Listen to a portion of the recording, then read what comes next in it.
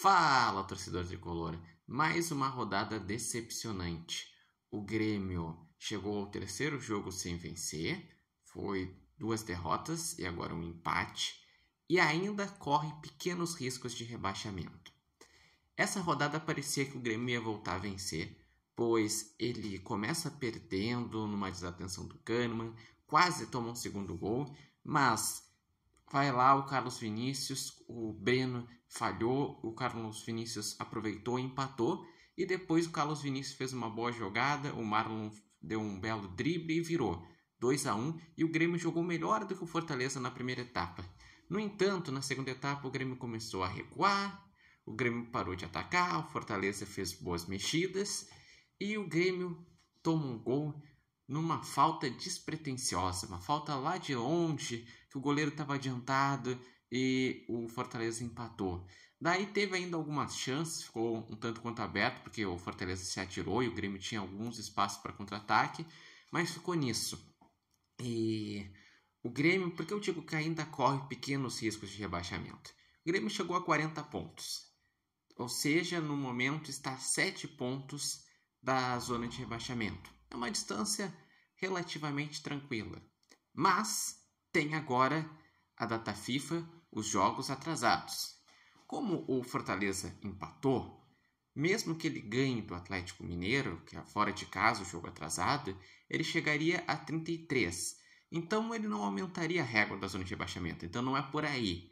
É a questão que tem Santos e Palmeiras. Um Palmeiras desfalcado com jogadores da data FIFA. E um Santos sabendo que se ganhar pode tirar o Palmeiras da liderança e pode o Santos sair da zona de rebaixamento. E se o Santos ganhar, o Vitória com 35 entra na zona de rebaixamento.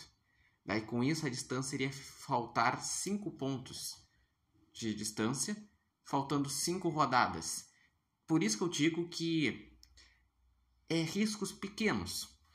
Porque eu imagino que se a zona de rebaixamento ficar em 35, realmente vai precisar dos 45, porque não é impossível pensar que os times da zona de rebaixamento fariam 10 pontos nas últimas 5 rodadas e chegaria até 45, 44. Agora, a torcida do torcedor tricolor é que o Santos perca.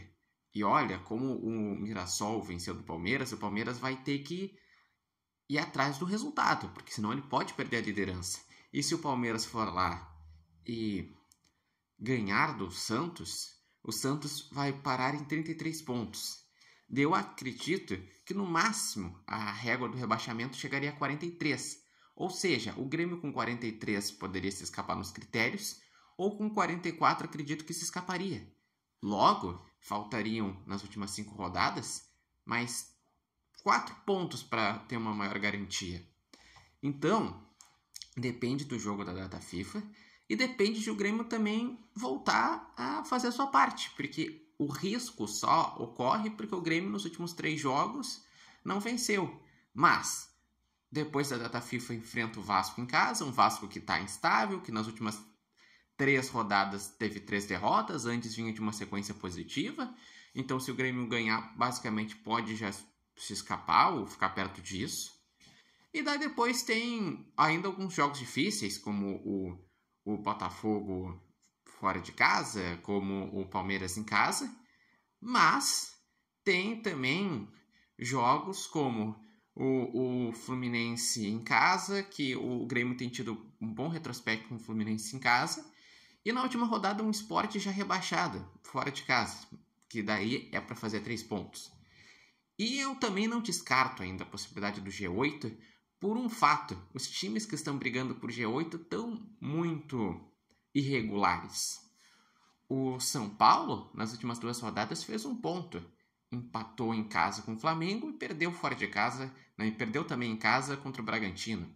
O Corinthians perdeu os últimos 2 jogos. Se vocês forem parar para pensar, tem 45 pontos o oitavo, daí tem um bloco com 42. O Grêmio está a 5 pontos. Ou seja, no momento ele está mais perto do G8 do que do Z4. Só que o Grêmio não está jogando bem. Por isso que ele ainda tem que se atentar em primeiro garantir na Série A. E vocês, o que acharam do jogo? O que acreditam nessa reta final de campeonato? O Grêmio pode sonhar com G8? É primeiro se escapar do rebaixamento? É tentar uma vaga para a Sula? O que dá para esperar do Grêmio nessa reta final? Lembrando que esse vídeo tem oferecimento de Barbearia Independência e vocês podem acompanhar o Repórter Matheus Wolff no TikTok, no Instagram e no canal do YouTube Repórter Matheus Wolff.